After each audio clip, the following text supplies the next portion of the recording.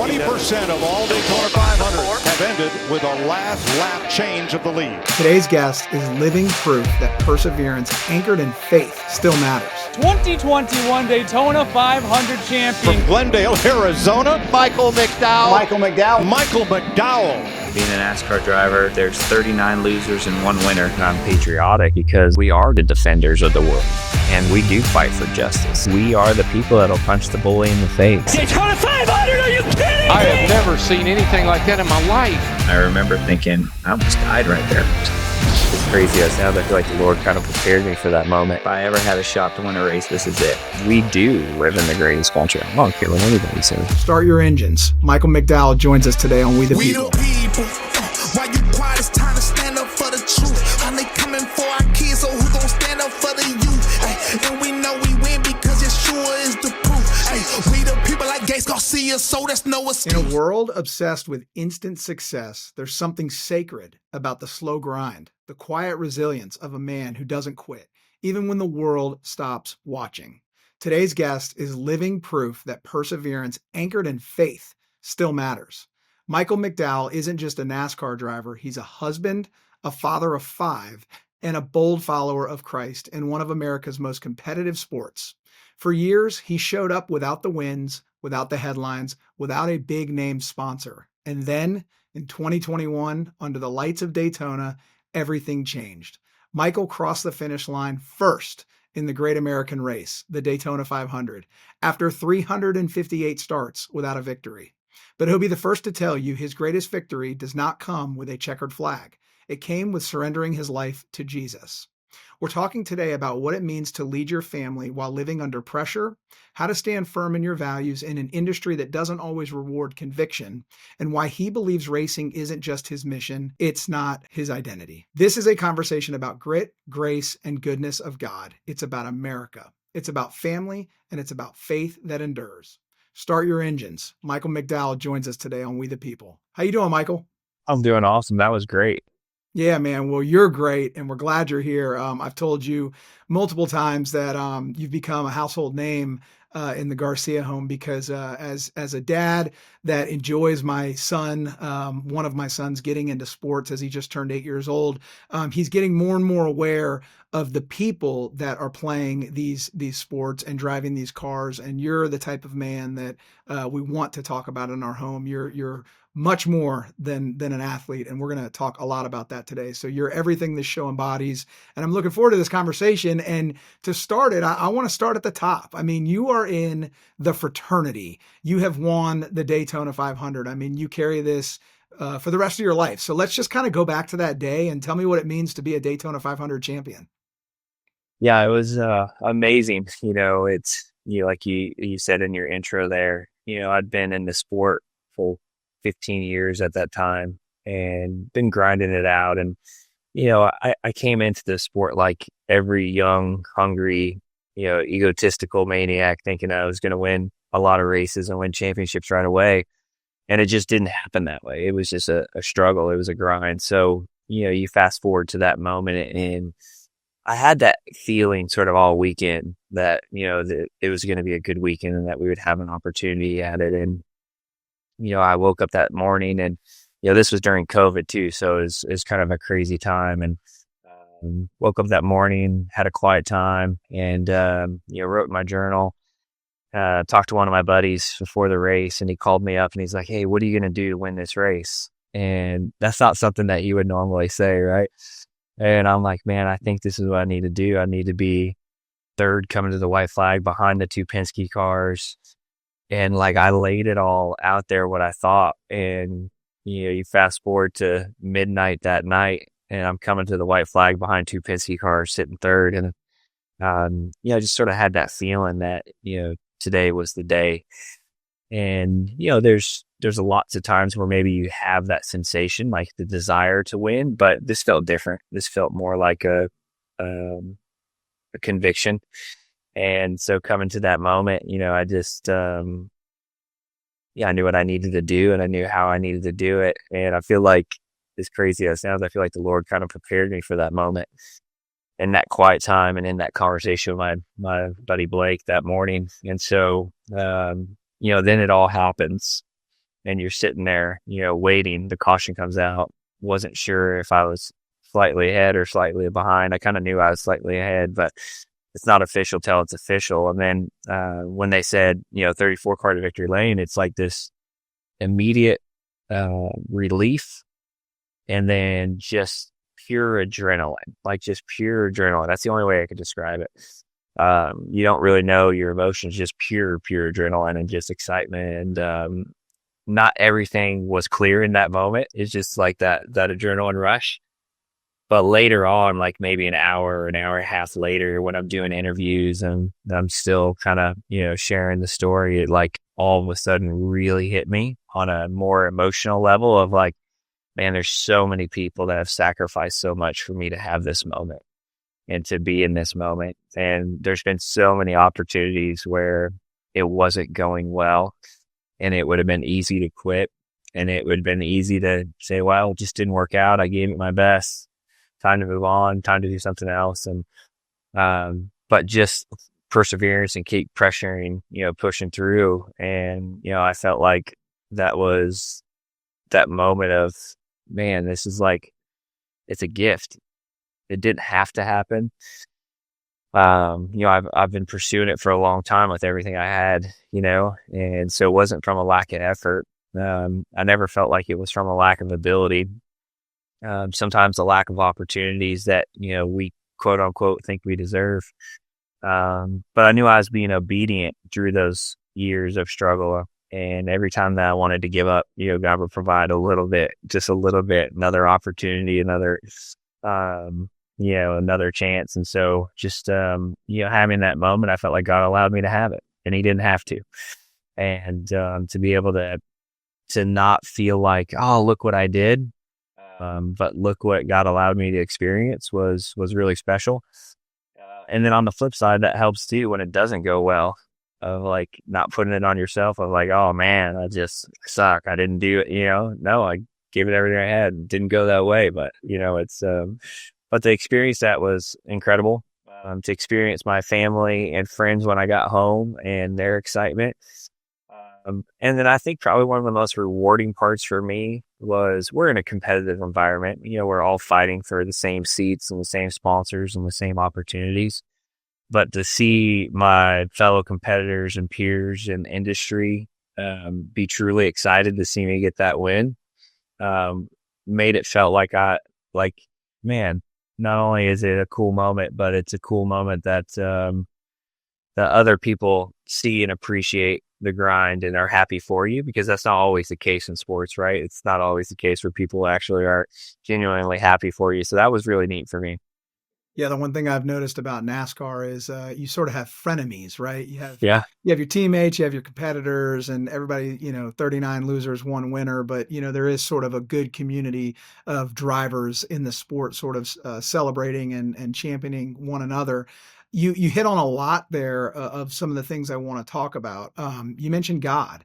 And I remember when you won the Daytona 500, you said, I didn't do anything. God provided me this opportunity. And you also, in your first answer there, talked about how, this has been sort of a long struggle to get to that Daytona 500 victory.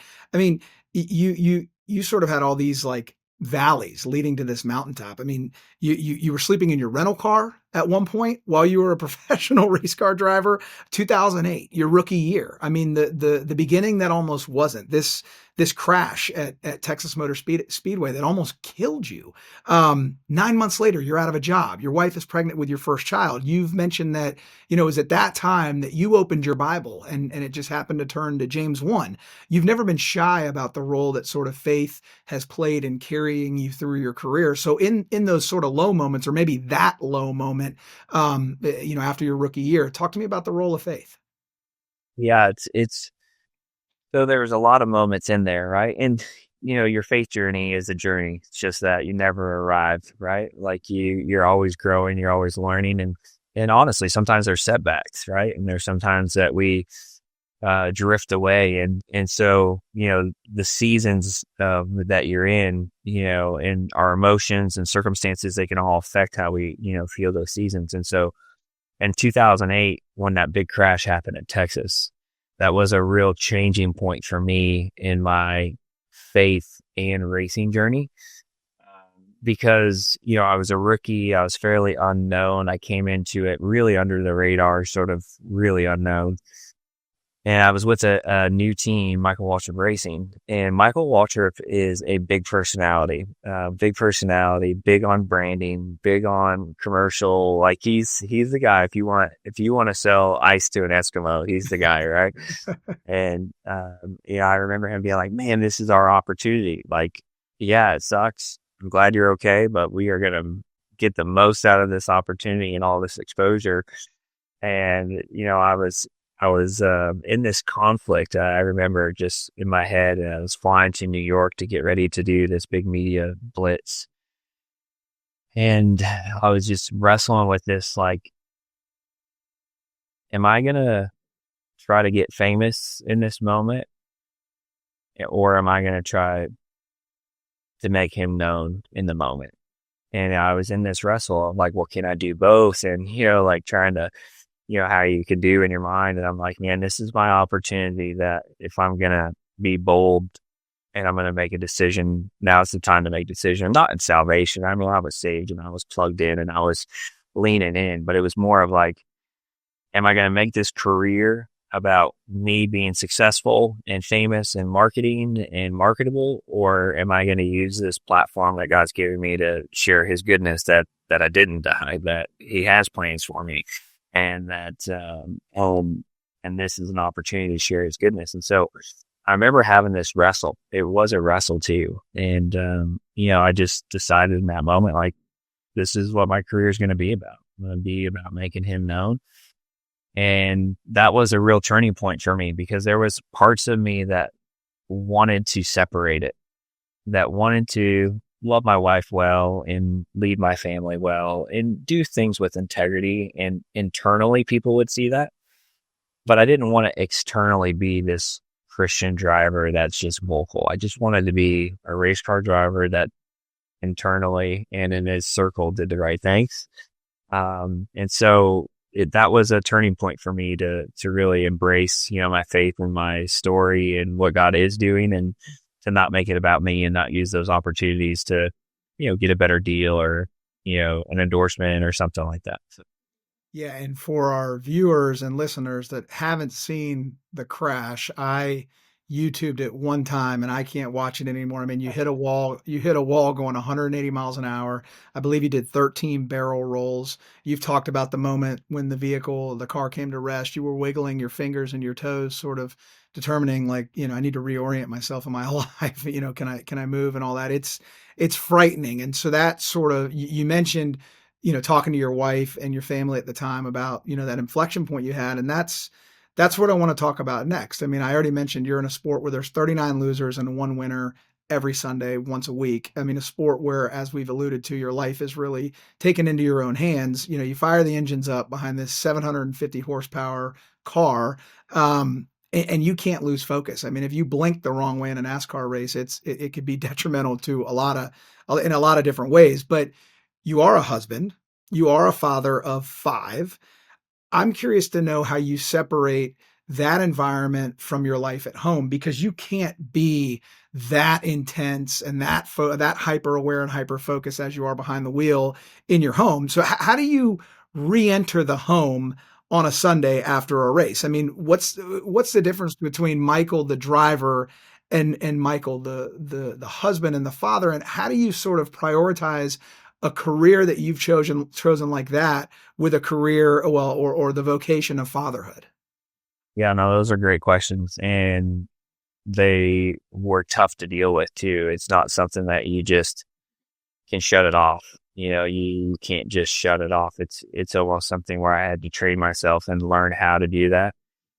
Kids helped that a lot, to be honest with you, because I'd get out of the car if there was a bad day, and you just got out of the heat of the battle, and you got adrenaline running, and you're frustrated, and all those things are fine. I mean, they're normal. If you just got out and you got your butt kicked and you lost, you're gonna feel that.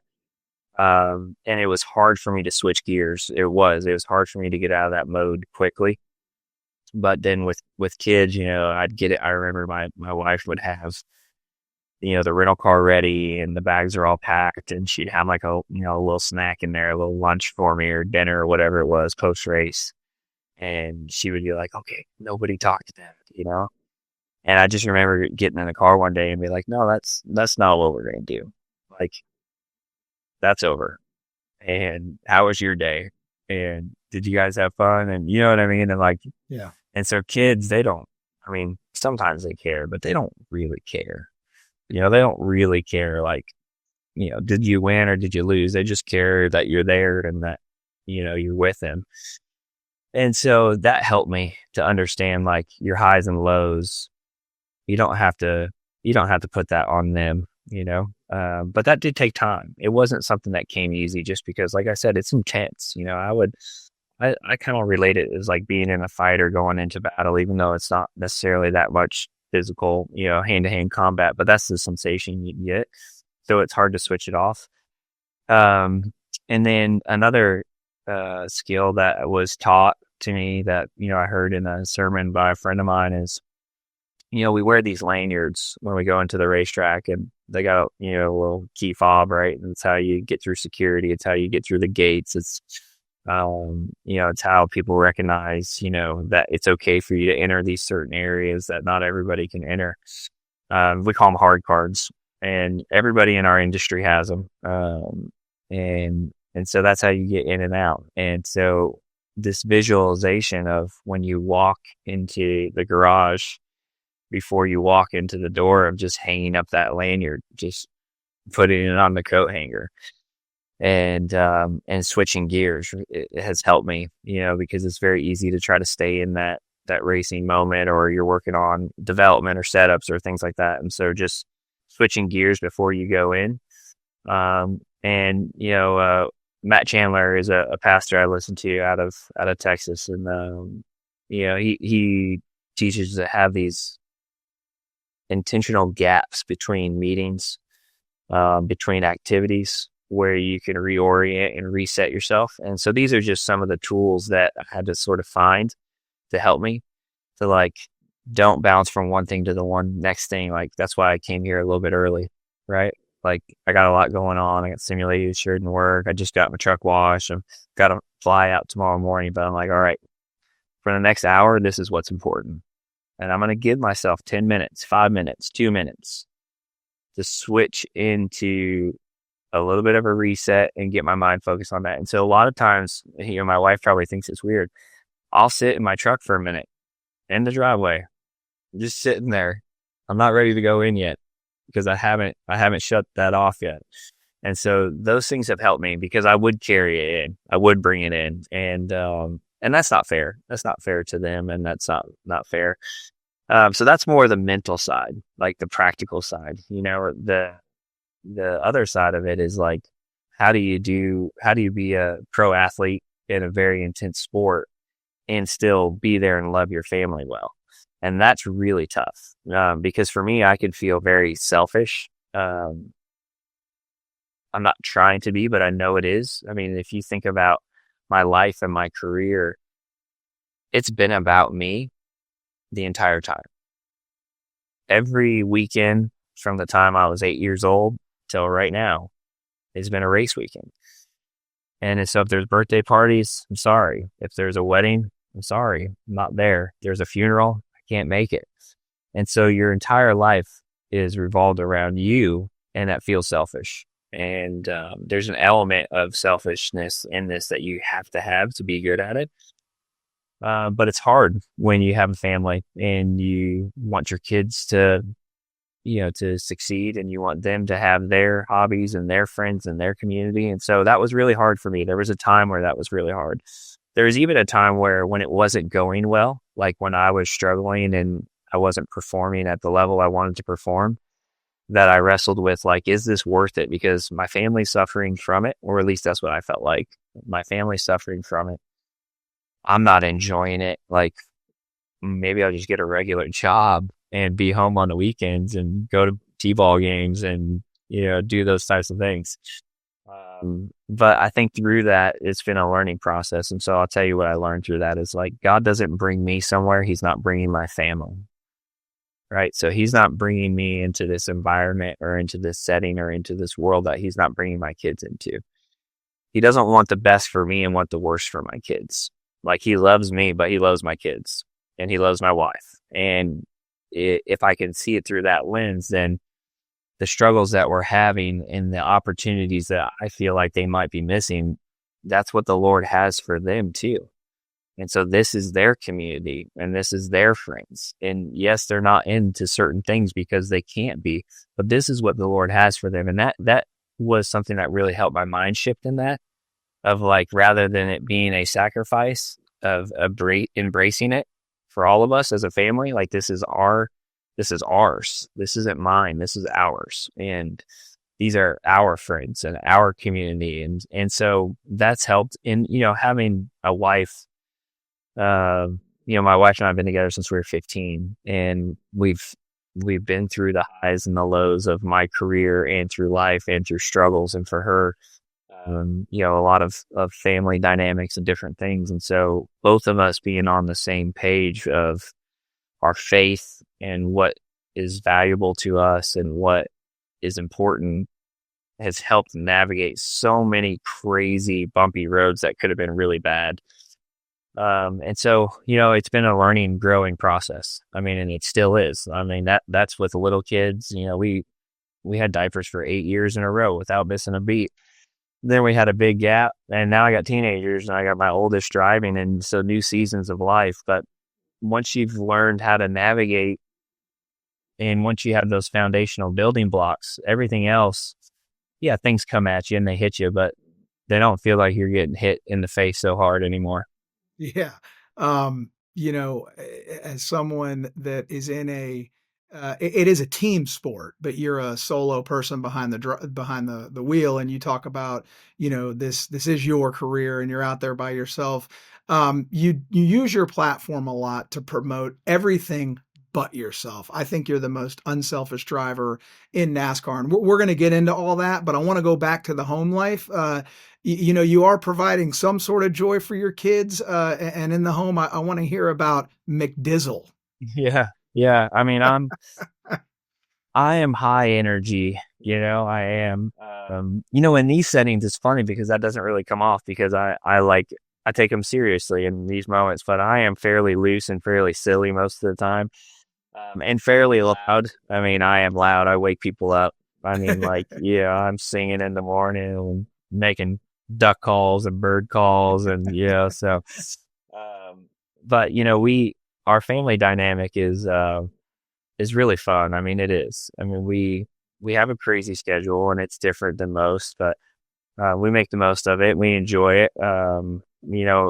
And yeah, it's your safe place, man. Like, home is your safe place. And so we have a good time, and there's a lot of silliness that happens for sure. I heard there might be a new pickleball court in the backyard. Yeah, there is. That's been a lot of fun, and especially because my kids are in that teenage years, that's the one thing is like when you're very limited for time, and I know everybody is, I know everybody is. But when you don't have those weekend sports and you don't have those things, like we're always trying to cram in a decent amount. But so having that in the backyard has been so awesome because like, Dad, you want to come play pickleball? It takes 20 minutes, you walk out, throw shoes on, play, have a conversation, sweat a little bit, talk some trash, have some fun. And then maybe I go and make dinner or start at the barbecue and my wife's playing with the girls or challenging the boys. So yeah, that's been a lot of fun just to try to be active and try to, have something that we can all do together and enjoy. And, just those connection points. It doesn't matter whether it's hunting or fishing or sports or, whatever it might be. I have 2 girls. I have 3 girls, but 2 girls that like dance and like all the things that I wouldn't do. But you get into it, right? And because you want to have those connections and those moments with them too, and you want to enjoy what they're enjoying. So yeah, it's pretty wild. Yeah, I've got 2 boys that are obsessed with sports, but my daughter, our oldest, is into dance and theater and all that. And, you sort of like, when that starts out, you're like, oh, I'm going to be a dance dad and a theater dad. But I'll tell you what, man, I'd rather go watch one of her shows now than anything on Broadway or anything in a movie theater. It Yeah, brings that's awesome. so much joy, even if it's not something that you're personally into or doing yourself. Just to watch your kids do it just brings a whole different element to what it is. All right. So for those of you, or for those that are listening that go find you on social media and your hundreds of thousands of followers, one would expect that it says Michael McDowell, Daytona 500 champion or NASCAR racer, and it does. However, it says something before that on your social media. The first sort of what you call yourself before anything else is a follower of Jesus Christ. Yeah. And I love that. You've been one of the most outspoken men of faith, not just in NASCAR, but I would say in the entire sports world. I mean, there's this famous shot of you getting out of the car after winning the Daytona 500, and you actually have a cross on your helmet. I remember seeing that, and I showed it to my son. I said, look at this. This is different. So in a sport that is so fast, so competitive, I mean, I'd call it cutthroat. How do you stay grounded in Christ when you turn the engine on and get ready to race? I mean, where is God on your mind? Oh yeah, that's a great question. Just like I preface this, everything is like, it's taken 20 years.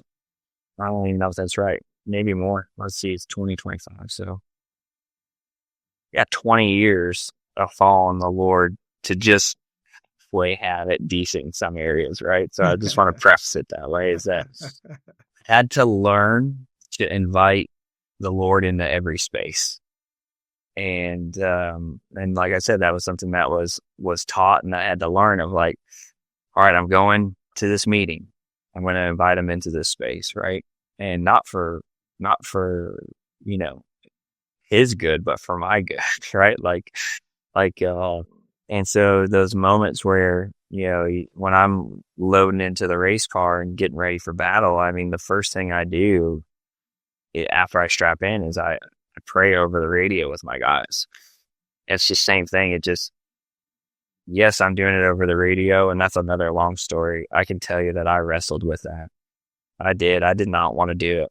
I pray all the time. And I prayed to myself quietly and didn't hit the button. You got a low button. You don't have to hit that button. And I just remember having so much conviction about that I was supposed to do it. And I'm like, I don't want to do this. I don't want to do this. And, but it's just like anything that requires obedience and faith, you have to just lean into it and step out. And I don't remember when I started that, but now I do it every time, and I don't have to think about it. I know I'm going to do it. I don't have to battle with it. It was just that first battle that you had. Then you go to a new team, right? And you're like, oh man, what are these people going to think? You know what I mean? Like, how are they going to receive this? And you just lean in and do it. And so I say that is I'm inviting him into this space all the time. When I'm feeling high pressure and high intensity, I'm like, Lord, you got me here. And whatever you have in store for me today, just help me to stay calm and stay focused. I just want to do my job. I want to honor you with what I do.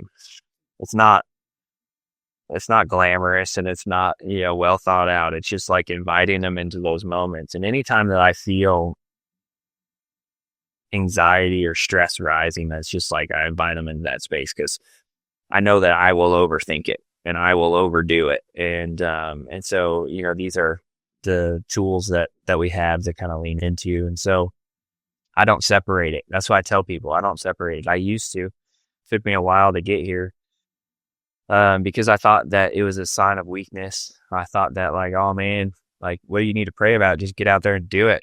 Just toughen up, buttercup, I am wired like that in a lot of areas.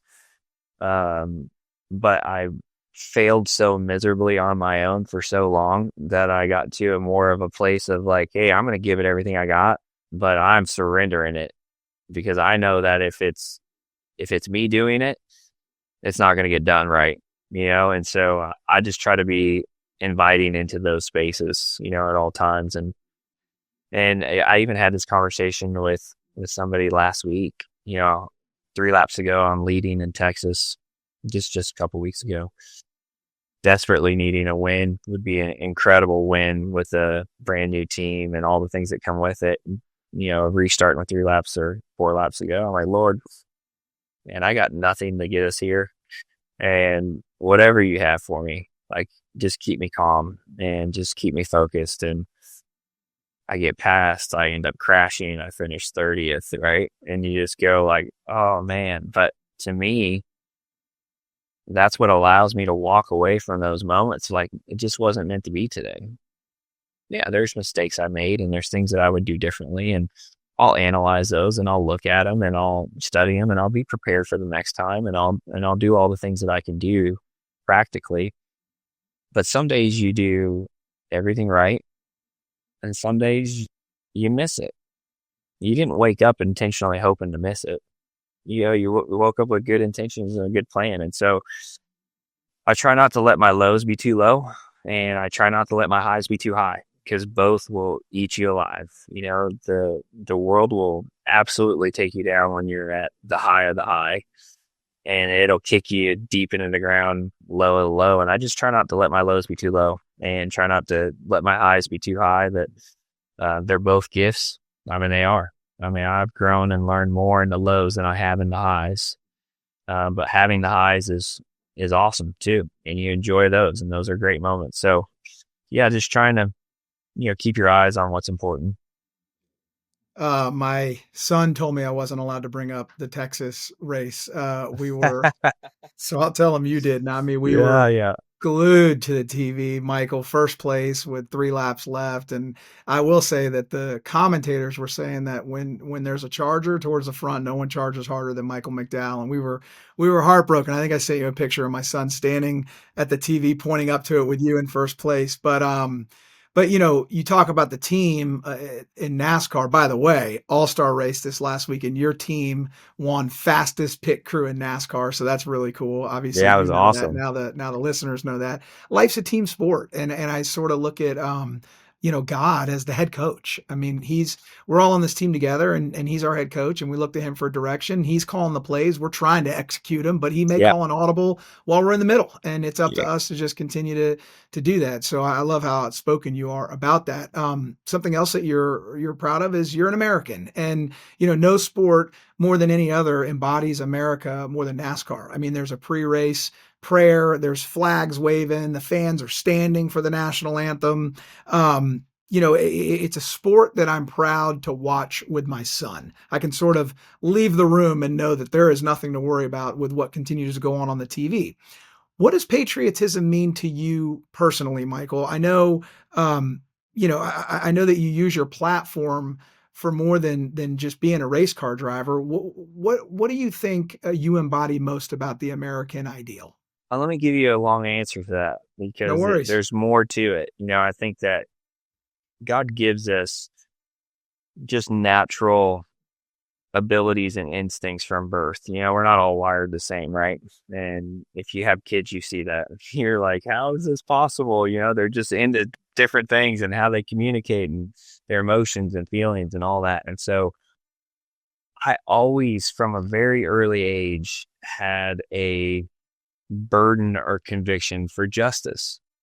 Like I always did. Like, I saw things and I was like, that's not right. And I tried to make them right. And I didn't know how to do that early on, or didn't take the right approach in that. But even through school and stuff like that, I never started a fight, but I was in a lot of fights. And if somebody was getting bullied or something was happening, like, I always felt like it was my duty, even probably when it wasn't my duty, to jump in and to just feel like you're fighting for something.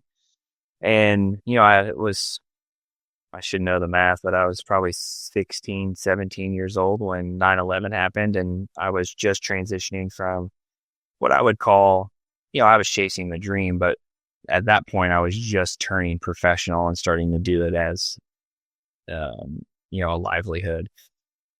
And I wasn't in school. I'd already dropped out of school and was already working and racing and doing all these things. And I just remember, sitting there during 9/11 being like, if this doesn't work out, I am going into the military. It's what I'm doing.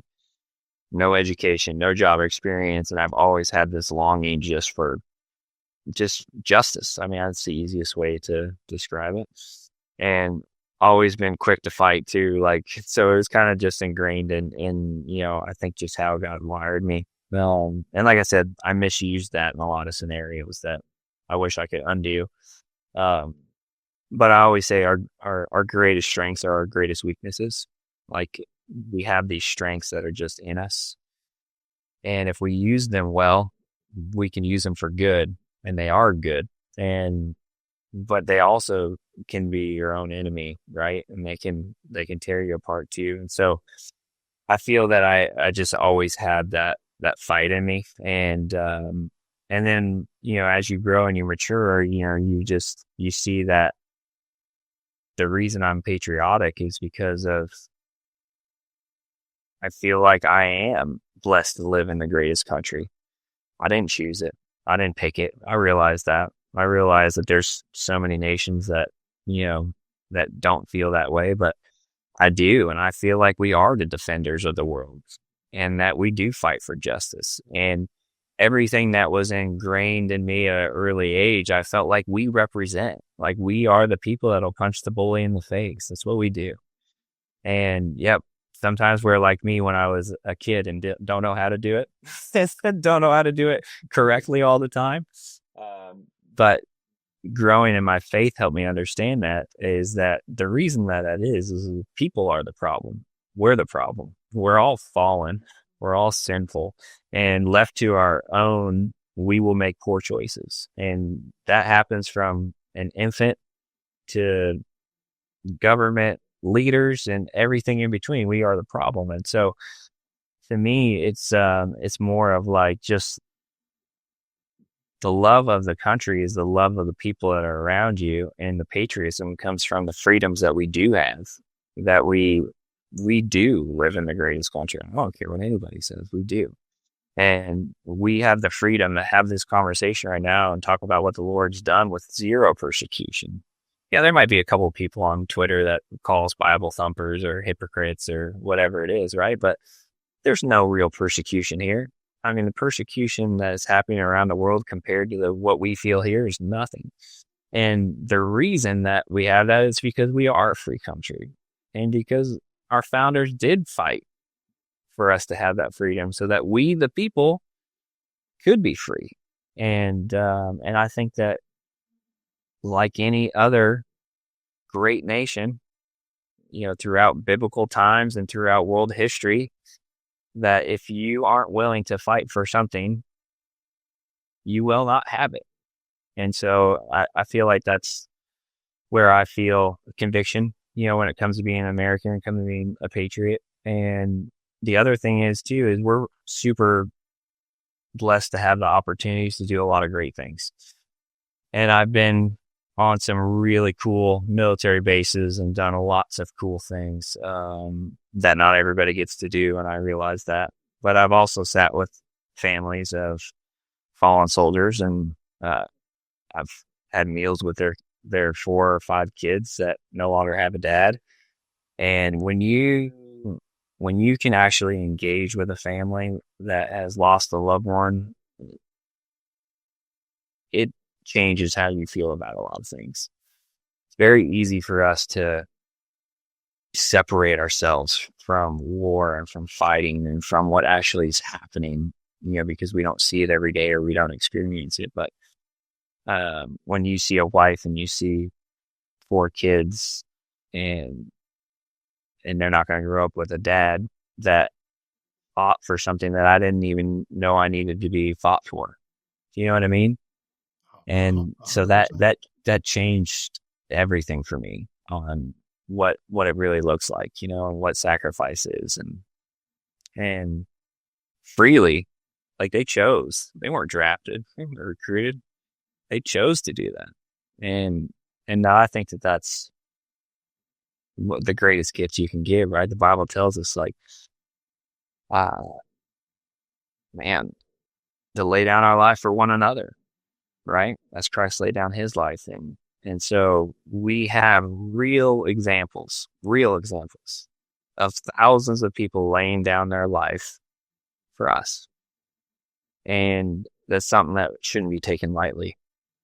Yeah, I mean, the Bible also preaches self-sacrificial love, and there's nothing more self-sacrificial than what our military men and women and our veterans do for us on a daily basis.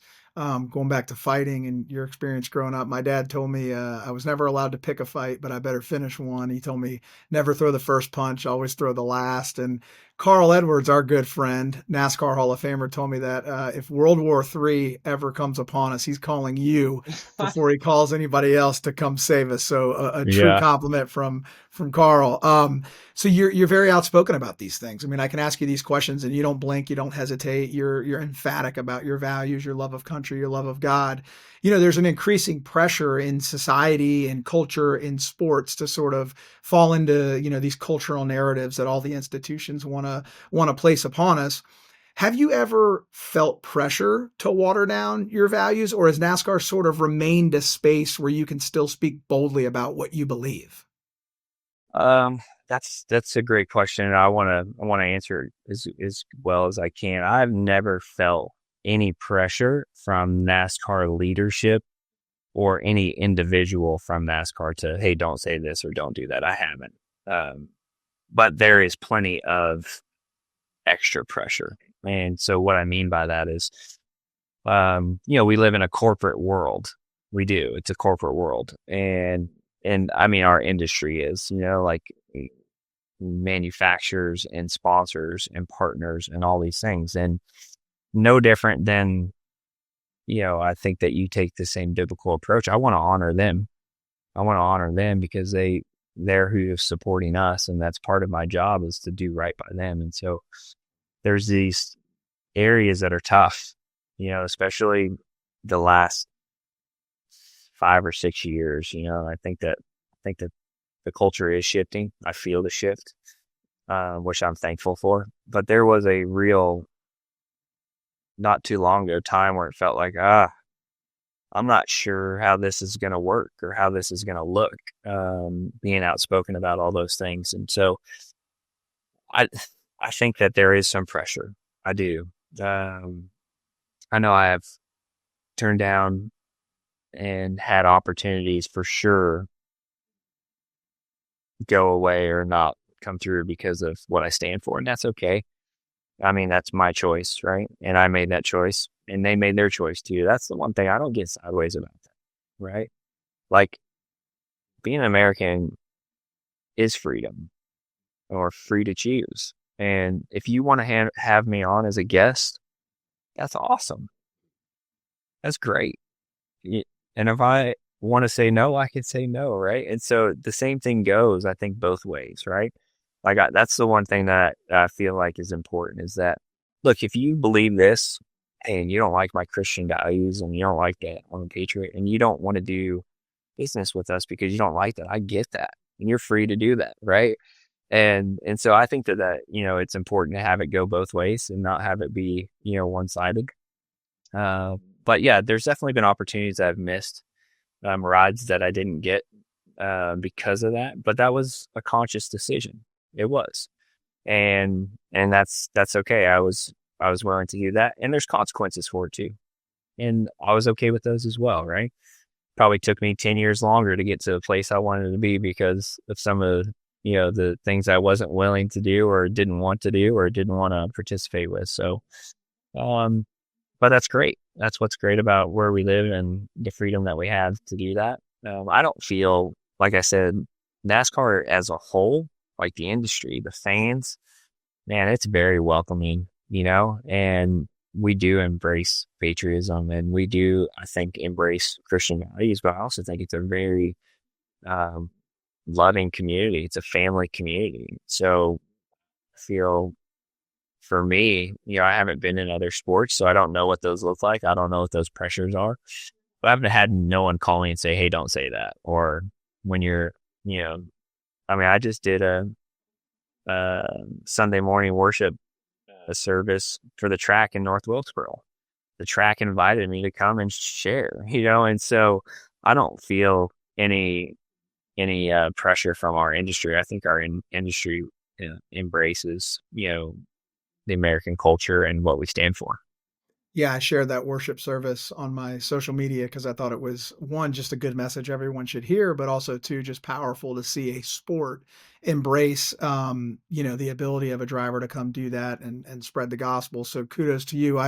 You say you don't play other sports, but you know enough about other sports as I do as a fan to know that Michael McDowell wouldn't be as welcomed in some other sports leagues as he is in NASCAR. So that's why my family has adopted the sport so much in our home, because it represents our values and it promotes our values. And you're at the tip of the spear when it comes to that. So just two more questions for you. I want to sort of talk about this real hunger for boldness in America right now, especially among young men who feel lost or lied to. We've had women on this show talk about the value and the roles of men and women in society. We've had men talk about that as well.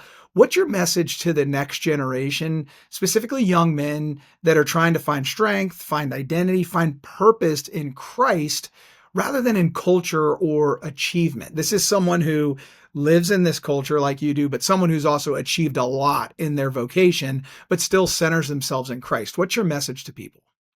Yeah, that's great. I'm raising both, right? I'm raising sons and daughters, and I want them both to be strong and independent.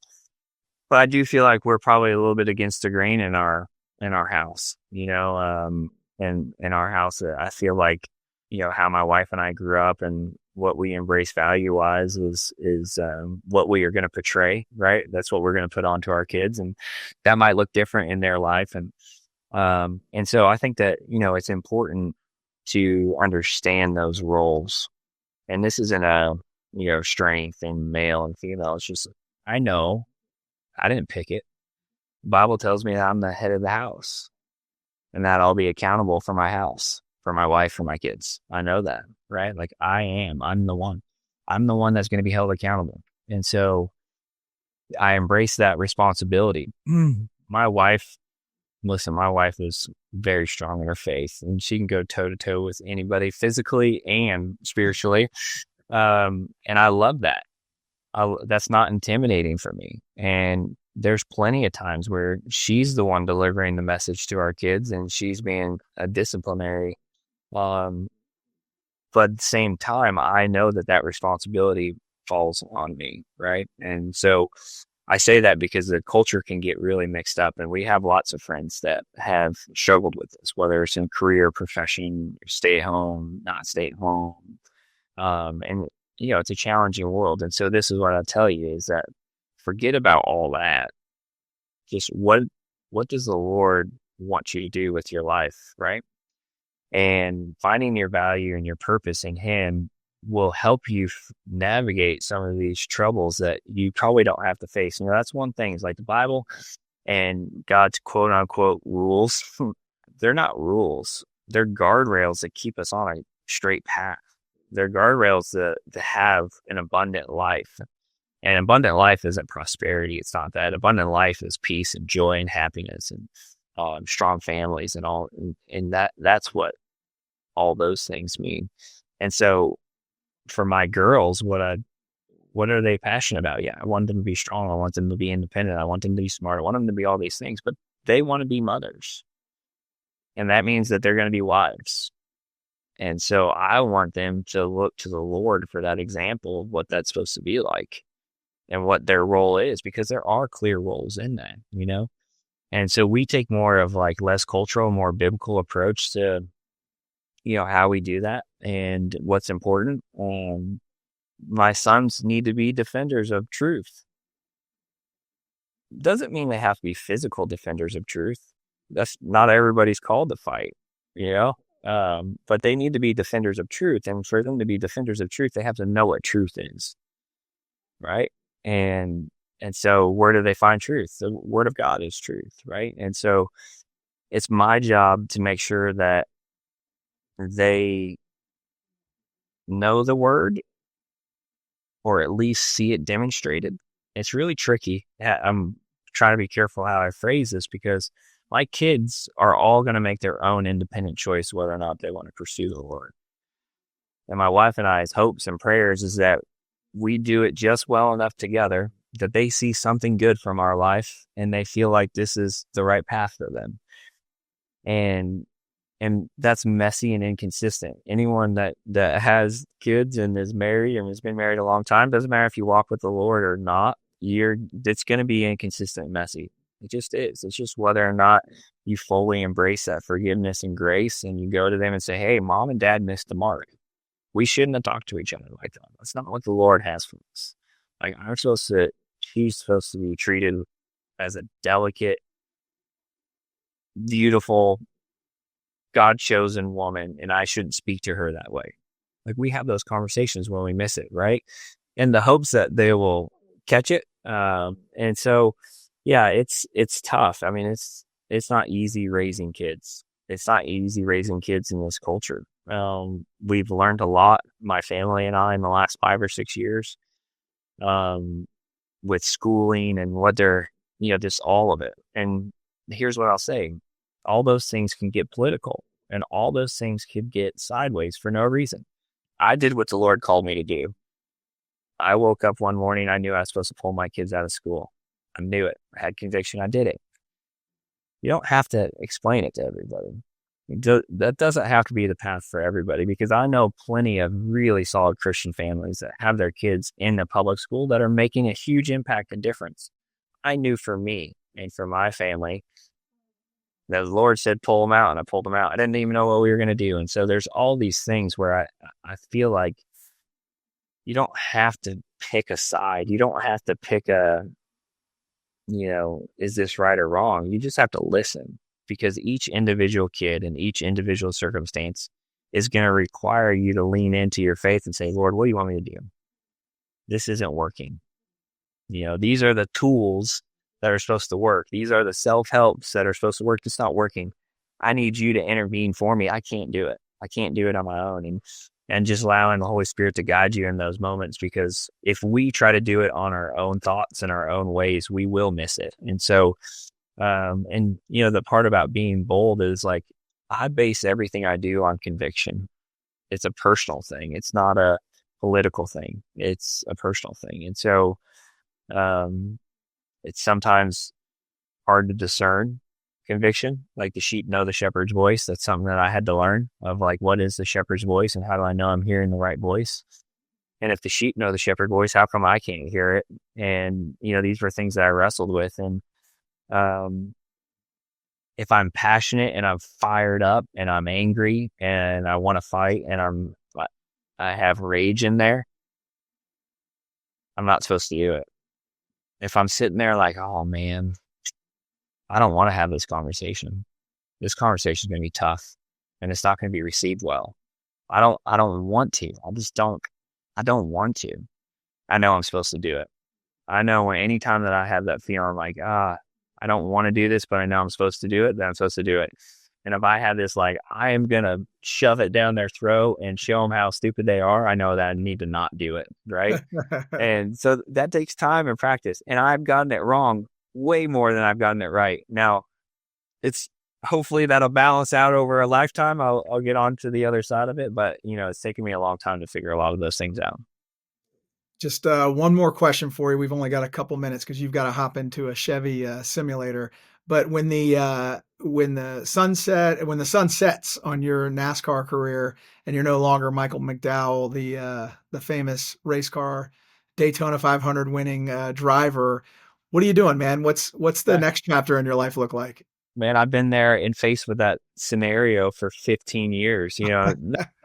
I should back up. I mean, the last few years have not, or the next few won't be, but a lot of my career was year to year. It really was. And like manna, we were just waiting for the Lord to provide, And when I say that, I was still hustling. I was still making calls. I was still doing the work. But yeah, I needed God to intervene for sure. And there was plenty of times where I thought, this is it. This is the end of the road. And I always felt like I would pursue something in ministry or law enforcement. I mean, this is no joke. 4 or 5 years ago, I was looking at the academy.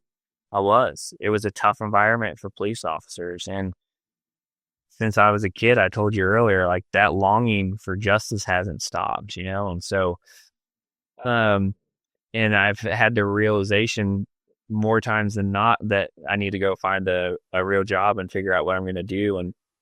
And so I've had to face that multiple times. Right. And what I've seen through that and learned through that is like, I'm always going to be fighting for those things, whether you're employed, or not to do it. I'm always going to be in ministry, whether I have a ministry that I'm working for or I'm tied to. Like my ministry is in my home and it's in my circle and it's in my team and it's in my community. And, I don't have to go work for a nonprofit to have a ministry and to have an impact. Right. And so I say all this is like to tell you that when I'm done driving, I'm going to wake up and go, all right, Lord, what's next? What do you want me to do? Now that might be 3 years from now or 5 years from now. And, I could be in a completely different scenario and the kid's in a different scenario. You just never know, but, your passions and your desires, I feel like, usually don't change. Right. And so, I wish I could draw you this diagram, but you just take your life experiences, you just take your God giftedness, like your passions, like, things that you don't have to think about being passionate about. You just are because, the Lord's laid it on your heart. And you take all that and you'll end up finding that there's a really small sweet spot where you take your personal struggles and trials and things that you've learned and grown from and situations and your calling and your giftedness, and you just end up in this sweet spot. And right now I'm in that sweet spot. I feel great about it. And what will be next, I don't know. But it's why I always say, I know it's corny and cheesy, but man, I don't know what the future holds, but I know who holds the future. And to me, that's the only thing that matters, right? Like I don't have to know what next year holds because I know who holds it. And I don't have to know what that next career is because I know who holds it. And I don't have to worry about my kids because I know who holds them. It's not me. If it was me, it'd be a failed mission. And so, just releasing some of that allows you to see things more clearly. Well, man, if there's one guy I don't worry about figuring out what he's going to do next, it's you. You're so grounded in your faith and your perspective on life. It's really refreshing. It's good for me as a young man to hear as well. Man, Michael, I feel like I went to church today behind the wheel of a Chevy Impala. This was very refreshing. It's great to see one of America's famous athletes speaking like you do and representing all the values that this show represents. So, Michael McDowell, thanks for coming on the show. Yeah, thanks for having me. I appreciate it. We the people. Why you quiet? It's time to stand up for the truth. And they coming for our kids, so who gon' stand up for the youth? Ay, and we know we win because it sure is the proof. Ay, we the people like Gates Garcia, so that's no excuse.